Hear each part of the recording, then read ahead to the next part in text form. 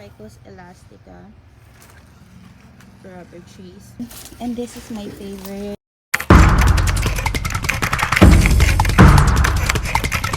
Hello plant hoarders! Welcome to Plant Hoarders Anonymous. I am Meg, your plant hoarder from Pampanga, Philippines.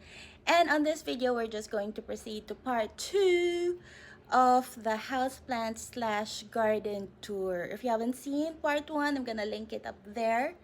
That's like maybe a quarter of my plants. And I already cut that video maybe more than half, and it was still a very long video. Those were my begonias, my monsteras, some of my philodendrons. I didn't include the succulents that were in a corner there because the video was already very long. So I decided to do the tour by collection. So today we're going to look at my Ficus collection, as you can see on the title. They're usually grouped together. Maybe we're gonna do 1 or 2 sections of the house to look at my Ficus collection. And before that, if you're new to this channel, thank you so much for dropping by. You may have already noticed that this is a plant channel. This is all about my plants here at home in Pampanga, Philippines. So there are a lot of articles going on about millennials being kind of obsessed. Feeling millennials si Ma'am Shia. Millennials getting obsessed with house plants in the West. So here in the Philippines, it's the same trend. I don't want to go into the nitty-gritty of the psychology of that. And also, feeling millennial si Ma'am Shi. Huy, sabit pa akong konting-konti. I'm on the cusp. Somehow millennial. Zennial yata ang tawag sa akin. That's a clue on my age. Here in the Philippines, we're also catching up, but I noticed that we still don't have that much of resources on caring for houseplants in our context, and the materials are not so relevant sometimes to our climate, to the resources that we have available here in the Philippines. So just to get the ball rolling, I started this channel maybe 2-3 months ago, so we can have more relatable materials. And you know, if you're not from the Philippines and you like tropical plants, hey, I'm in a tropical country, so you're gonna see a lot of that here too. So hey, wherever you are, you can subscribe and hit that bell button so you will be notified of my future videos. And returning friends and plantkadas, hello, I'm here again. Yun lang, titignan natin ngayon yung Ficus collection ko. Don't forget to watch until the end. I will give you some tips on how to keep them happy and thriving at home. At least, how I do it. Yan. So here indoors, these are the only Ficus I have indoors at the moment.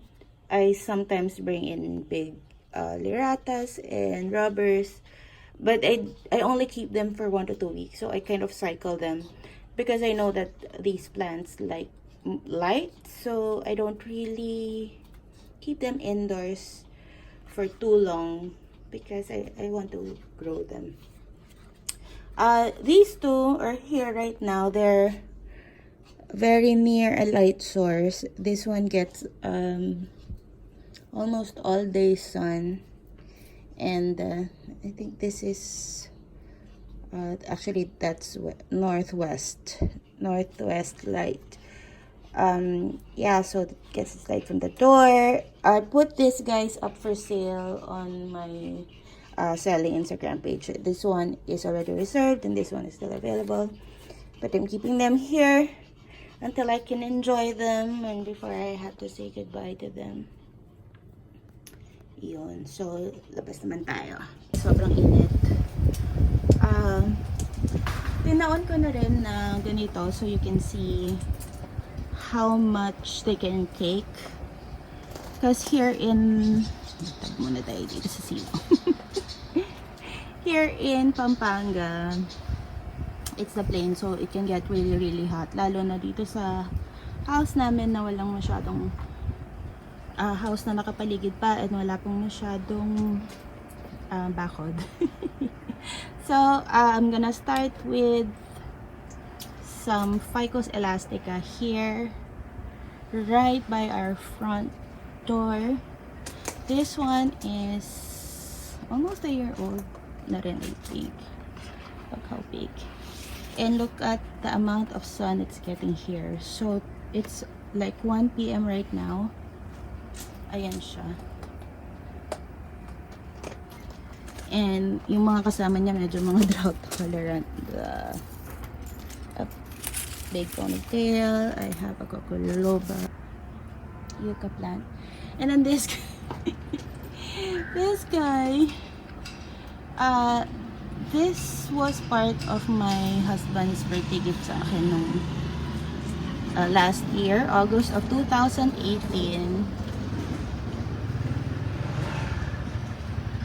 Hubby took me plant shopping.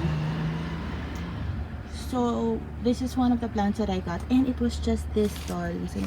Ayan. It was this tall. So after 1 year and 1 month 1 year and 1 month lang, guys. This is tall. As in, this is as far as I can reach. Ganyan na siya kataas. So I plan on cutting this. I kinda like the straight growth kasi, but you know, it's not gonna stay upright. So I'm going to propagate this, and I'm gonna show you how I propagate. Ayan, na siya kataas. Medyo nag-droop sila ngayon kasi it was just raining the past couple of weeks. And on this side, it's under a young talisay tree. More of my Ficus elastica rubber trees. Actually, ito, lagi itong pinagkakamal ng rubber. But technically, this is not a Ficus elastica, guys. So you can see, iba yung growth pattern niya. Hindi siya yung shaped na it doesn't have a shape. Unlike, say, this.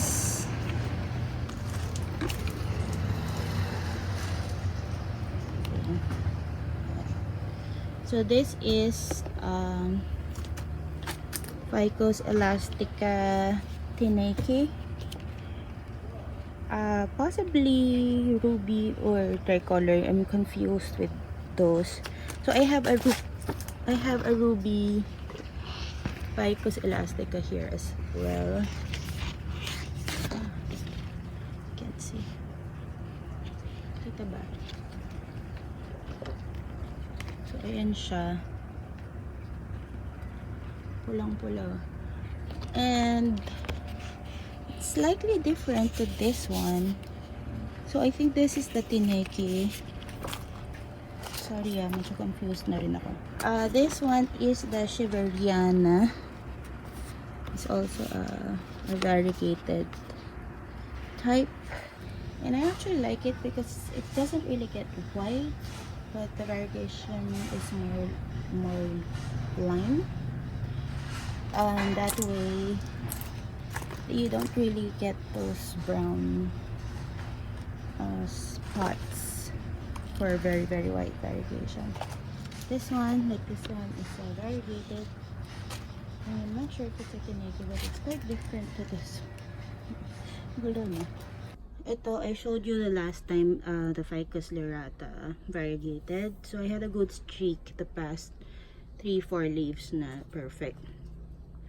Tas yun, biglang umaraw na naman. So, ito na naman siya. Sunod na naman, just like the old leaves. So yun yung challenge dito actually, to keep the leaves perfect. Because you have to give very bright light to maintain the white variegation, but not too harsh to cause burn. So, may ganun siyang balance eh. Actually, it was so hot. Like, this is a Ficus religiosa variegata. So, ayan, medyo hindi siya happy ngayon. Kasi nga, babad sila sa water. Sa ulan the past few days. And then biglang summer level na naman yung ulan. So these are some new leaves. And they should perk up soon. I just watered them. So here I also have a few more ficus plants. Well, technically this is a Cocolova ovifera, a variegated one. This one is a variegated Ficus elastica. It has the same growth pattern, but the shape is different. So I'm trying to figure out the variety of this one. This is a Ficus deltoida. Sayang wala. Ayun, meron siyang ang cute ng mga figs niya. Ganyan yung mga fruit. But the wasp that pollinate this, wala dito sa Pilipinas. So you can't really grow this from seeds here in the Philippines. And this is a Ficus benghalensis, Ficus Audrey. I got this as a swap with Jean at Guara Filipina last year. And this one, oops, sobrang haba. I should stake this. They call this dwarf rubber. The growth pattern is really like Ficus elastica.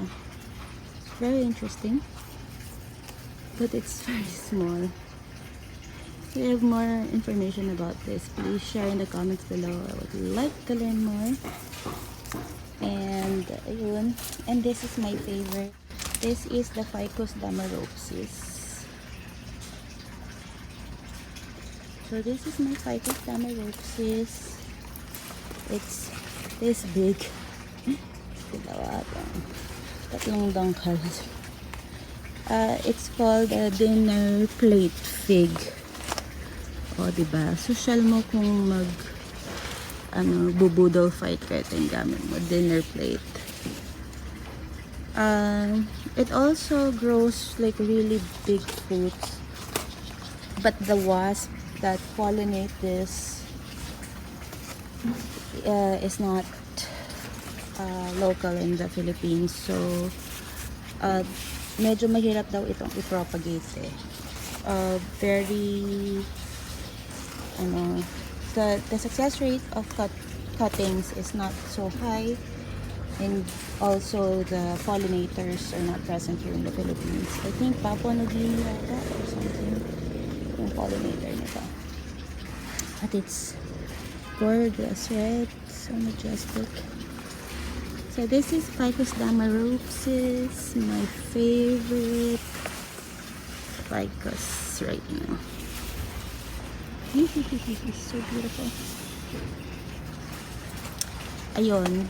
And I have a few more. This is the gazebo. You remember the pond and the gazebo. I've shown you this before. I have a Ficus lyrata here. Getting quite some sun. So yun lang yung problema pag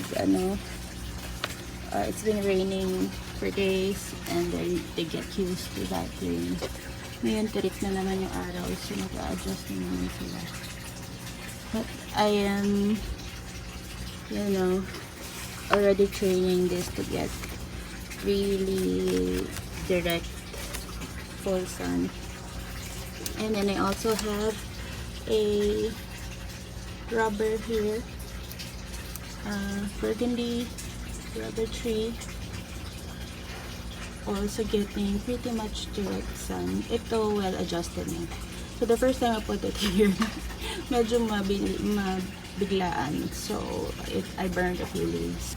Over here, this is actually my first ever Ficus lyrata. It's a bambino. I already air layered this. It was successful for a while, but namatay din yung my propagation. So this is actually my first ever Ficus elastica. Got it from lonely plant, and it's much smaller when I got it. In almost 2 years, it has tripled its size. So very, very rewarding. Mga Ficus plants. Here, I actually got another bambino over here. You want to see how big the leaves are. Ganyan lalaki na yung leaves nito. Oh my god. Sobrang init sa labas. It was so hot outside that my phone shut off. Literally. Phones like iPhone, they shut off when the temperature is too high for safety reasons. And it was that hot to cause my phone to shut down when I took you out to see the Ficus. So that's also a great way to give you an idea of the amount of sun they're getting outside. Some may think I'm a bit abusive of my Ficus plants. Like right now, they got a bit droopy because they got used to the rains, and then the sun was suddenly back again, just like summer. So, ayun. But I just want them to acclimate to, you know, that's the environment that they were created to be in. They're trees, guys. They're Ficus trees. So they're supposed to be able to take really harsh direct sun. And in my environment, I just can't, you know, put a shade, a net over the entire village. So I try to make use of all areas, and some areas I put whatever plant that can take that much sun. And for me, those are the Ficus plants. Ayun, so that's one thing. They may look a bit haggard at first, but if you notice how big my Ficus plants are, how big the leaves are, how tall they've gotten. So those that are really getting direct sun, they're also very big, they're also huge. And those that are under the shade, they're really cute and manageable. So it's really up to you. If you want them to grow big, you give them more light. That's Ficus plants for you. Light is the biggest factor.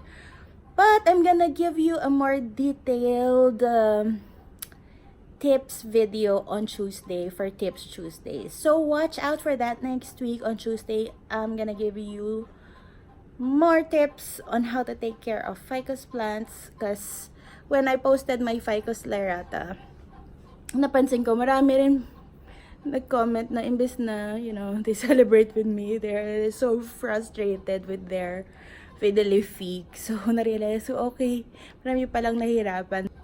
So, yon, on Tuesday, I'm gonna do a sit-down video with the tips, the stuff that I learned about Ficus plants the past couple of years. So, yun. Thank you for watching, guys. If you like this video, make sure to thumbs up and subscribe and hit that bell button. And have a great weekend. Happy planting. Bye, guys.